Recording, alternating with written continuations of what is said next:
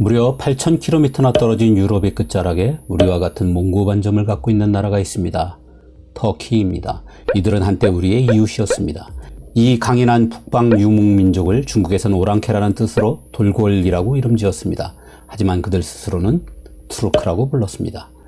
그럼 이들은 어떤 과정으로 그 멀리까지 가게 된 것일까요? 그리고 어떤 힘이 있었길래 가는 곳마다 대제국을 건설할 수 있었을까요? 중국 북쪽으로는 몽골과 카자흐스탄으로 이어지는 넓은 초원이 있습니다. 이 땅의 첫 주인은 흉노였습니다.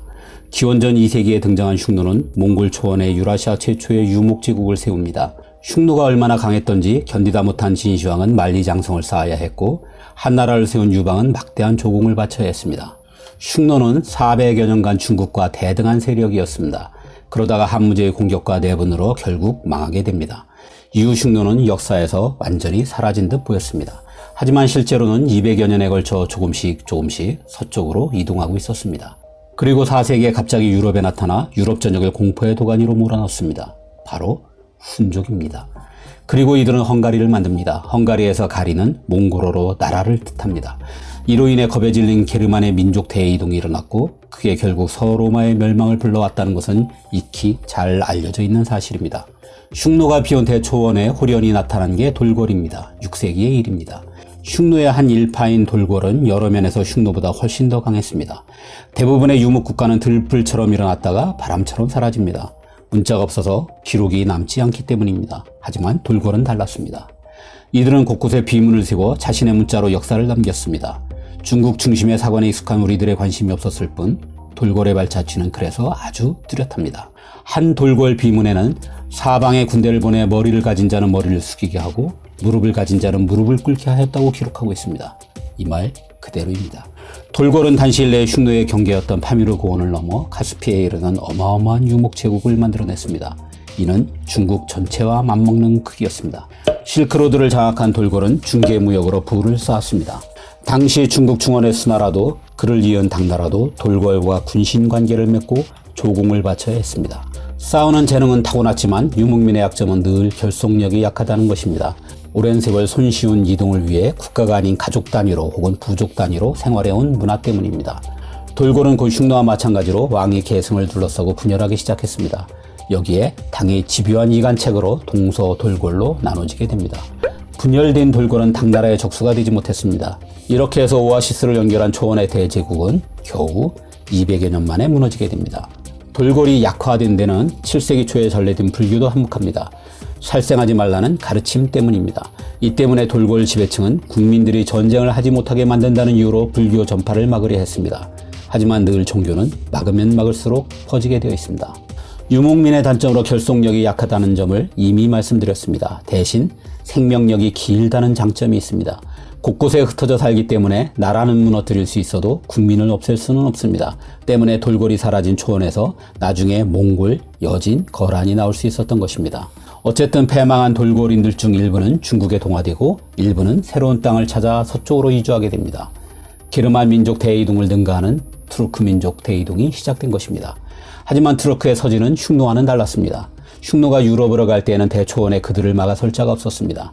하지만 투르크가 이동할 때에는 중동에 이슬람이 들어서고 있는 중이었습니다. 당시 중동에는 중세 이슬람의 황금시대를 연 아바스 왕조의 세력이 막강했습니다.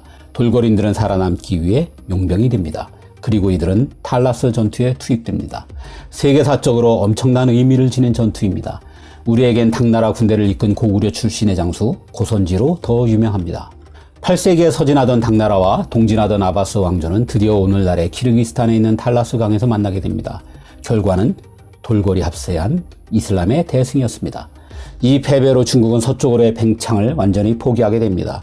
중국이 영향력을 잃음에 따라 오늘날 중앙아시아는 그 넓은 땅이 모두 이슬람이 되었습니다. 이 전투는 돌궐의 운명에도 결정적인 영향을 끼쳤습니다. 이슬람을 받아들인 것입니다. 이는 단순히 종교의 문제가 아니었습니다. 쉽게 흩어지는 유목민의 습성을 버리고 종교로 단단히 뭉쳐진 투르크 민족으로 재탄생하게 된 것입니다. 그 사이에도 투르크인들의 유입은 계속되었습니다. 특히 10세기의 백두산 화산 폭발로 초원이 황폐해지면서 돌궐인들은 대거 고향을 떠나 속속 이슬람화된 투르크인이 되어갔습니다.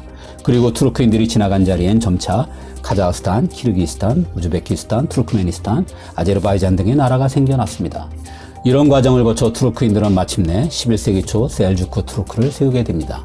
중동의 거의 전 지역을 석권하는 엄청난 크기의 이슬람 제국입니다. 셀주크는 돌궐 제국과는 완전히 달랐습니다. 유목 제국은 영토 정령보단 교역을 통한 경제적 이득을 취하는 것이 우선이었습니다. 점령된 영토를 다스릴 역량 자체가 부족했기 때문입니다. 하지만 셀주크 투르크는 팽창과 정복이라는 제국 특유의 기질을 한껏 보여주었습니다.